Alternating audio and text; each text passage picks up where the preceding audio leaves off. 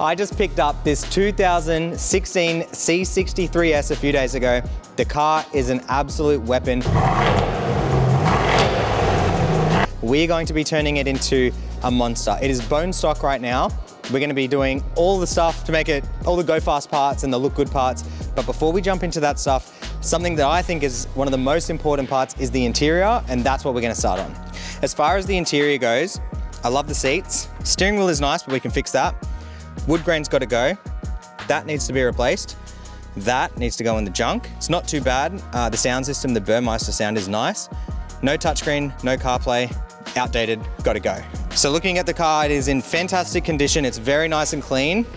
We're going to keep it that way by adding a dash cam here. So moving over to this area, I've got 4 door cards that all have this silver trim. So the cars that came with the carbon fiber center have a silver trim on the doors.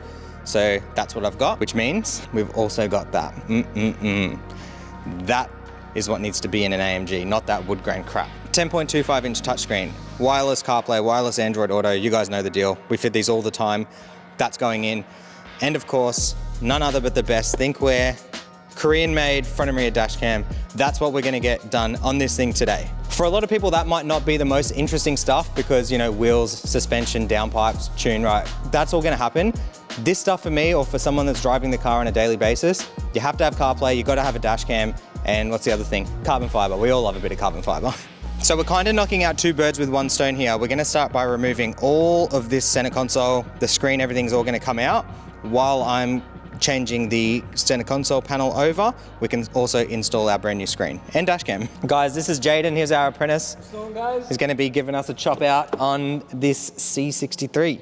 All right, imagine being an apprentice working on a C63S, guys. First we have that silver trim that comes out, then we've got 2 Torx 20s, the whole trim pops up, there's a few plugs underneath right here, and then 3 more on the back, and that whole thing comes out nice and easy. Now we're gonna attack the radio, 2 more Torx 20s, a bunch of plugs on the back, and as you might see here, I do use a pick tool or a trim tool to help me get them out because they can be tight. Once they're out, pop that away, and then we can move on to the screen. Trim panel, just take off the speaker cover grill, nice and easy. 2 Torx 20s as well on that screen. The whole thing will slide out, and then we have 2 plugs, and that whole thing comes out. Just like that, the interior is out. I'm gonna start working on taking all of our original buttons and all that stuff out of the wood grain and chucking that into the carbon fiber.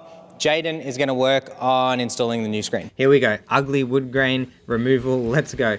Now here I am looking at the back of the unit, surprised that there are no screws because it looks like there is provision for screws. It's actually just clips. So we've removed the 4 clips holding that panel in, a few more clips here now, and we'll have the clock removed.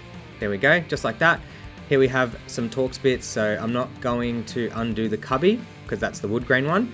We're just gonna undo everything that we need just so I can get the original dial pad and button section out, and in a second that will be out and we are ready to transplant this to our carbon fiber center. So we've got the center pulled apart. We're gonna look at the wiring now. There's a lot to do, not insane amount, but a fair bit to do. Here we have the GPS antenna. So we've taken the A pillar off, nice and easy, just 1 clip. That will go behind the A pillar, and then you run the antenna cable to the top here where the new screen will go. 4G Wi-Fi antenna, that's gonna go, I'm gonna put it on the inside near the steering wheel on the inside of the dash here. Same thing, run the other end up to the screen. This is the secondary input to the screen, and it takes the original LVDS cable in. So the blue cable that was plugged into the screen goes into this. Very important, so you can see all the original screen data, vehicle settings, all that stuff. So it works on the new screen. If you're doing an external mic, now's the time to plug that in as well. All of our customers, we always ask, where do you want these to run? Because you might have 2 in the center, 2 in the glove box, 1 in the center, 1 in the glove box, whatever. This is our car, so I'm just gonna go 2 in the glove box. Don't think I'm really ever gonna use them, so that's fine. That can get taped up. The main harness here, so that's the quad lock. That's gonna go right there to that. So we're gonna plug in the quad lock here, transfer the fiber optic plug to the new quad lock harness, and then you're gonna run this up to the new screen. Obviously tape it up and make it look nice, but that's what we're gonna do. So all these cars do not have AUX as standard. If you're gonna code the car to have AUX with your coding tool or whatever, you can keep that connected as is. If you cannot code the car, that is fine. The kit will come with a USB to AUX converter. that looks something like this. So that's going to go to the original USB port in the center console. And then you just run this big ugly thing underneath the dash, hide it in this area, plug in your auxiliary to one end, run the other end to here, to the harness, unplug that, plug it in. Just like that. Then you will have sound. The sound will still sound amazing if it's the Burmeister system. The car has inputs. It has a USB input. They do have auxiliary, they're just not coded for it. So it has an AUX input, and it's designed to take things like USB input, clean the signal, and send it to the amp, which pumps the sound into the car. So doing this, you don't lose, a lot of people, contrary to popular belief, you don't lose sound quality. It still sounds fine. The best way though is to code the car if you can. So if you can code the car to have AUX, you can leave that connected and it will sound the best. So that's just that. Okay, so we'll get that done, see how it looks.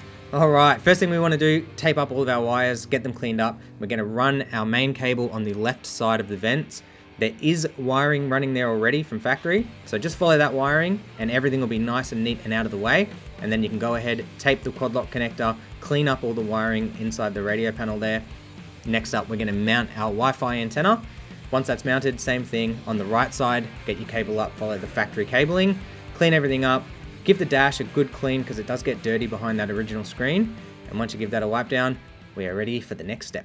All right, bit of an update. So here we have the dash camera wiring and the dash camera done. So we're basically as high as we can go, but still low enough so that the lens is underneath the wiper line. So when the wipers are going off, the lens is underneath it. And if the car gets dirty or it's raining, it's still getting good footage.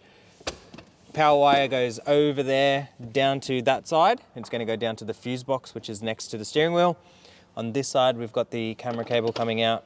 That's going to go to the rear for the rear camera. All right, we just got this delivered from the wreckers and I've already taken it off, but that is off my original panel.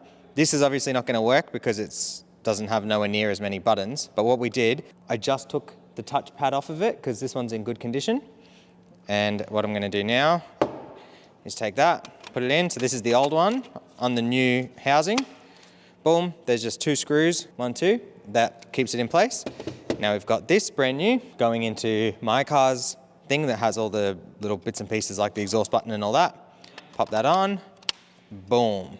Now we are fresh to death, ready to go into the new panel.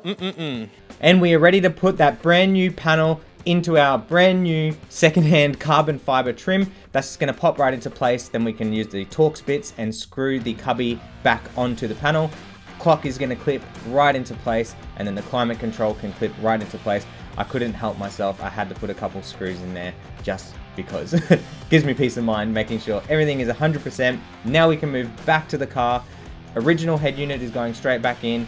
Quad lock in, LVDS connectors in, all the little bits and pieces. Don't forget any plugs. It's very, very important that you don't forget the plugs. Screw that thing back in with the Torx 20s. Once we're happy with that, we can go ahead and clean up all of the screen wiring. We're going to get everything routed perfectly so we can get this brand new cover plate put in. This is the cover plate that holds our new screen in place. Once that's in, we can use the original Torx 20s, screw that cover plate down, and you'll see just how it should look, just like that. Once that's done, go ahead and grab our beautiful carbon fiber panel. We're going to pop that right into place, connect all the original plugs. Once they're all connected and you double check them, you can pop the panel down, put all the original clips back in, and now we are ready to slide our brand new screen onto the cover plate. Here we go, plug everything in, and before long, this is going to look insane. Have a look at that. Now that is how a C63S should look. Beautiful carbon fiber. That is our screen. Okay, 10.25 inch, Android display, wireless CarPlay, wireless Android Auto. You can go through, go to home. We've customized the launcher here a little bit. There's a bunch of apps. You can go into apps here, connect it to the internet. You can put a SIM card in it. Does all sorts of stuff. It's way better than what was in there before. But the main thing that I'm going to use it for is 1, showing customers, and 2, CarPlay. And of course, the dash cam. Always have to have a dash cam. Front and rear, thinkware, 2-channel. That's the front. Okay, that's the rear. Totally tucked out of the way, can't even see it. And we've got everything back together how it should look. Now all that's left is, boom, door cards.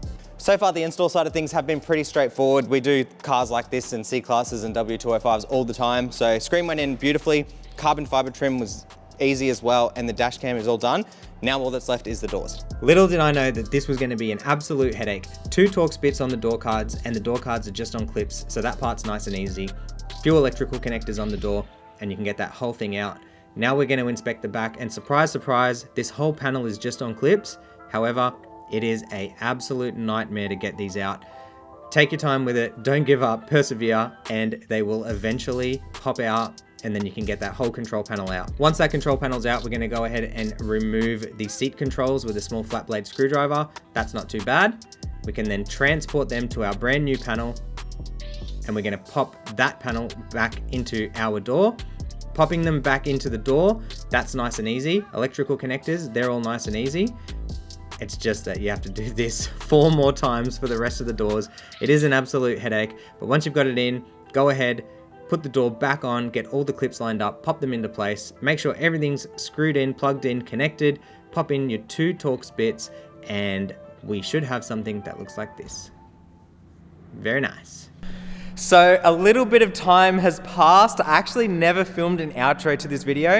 It has been a couple of months since we did everything. Everything is holding up fantastically, but the car is not here with us now because I've encountered our first problem with the car. German cars always have problems. It's actually at the mechanics right now. However, it is getting fixed. We'll talk about that in the next video. We've also got some spicy modifications ready for the C63S. If there's anything you want to see us do to the car, drop them in the comments below. The last car we properly built on the channel was my Audi S4, which was a beast of a car. I want to make the C63S a monster as well. So that's what we're going to do. Anything you want to see done to the car, drop in the comments below.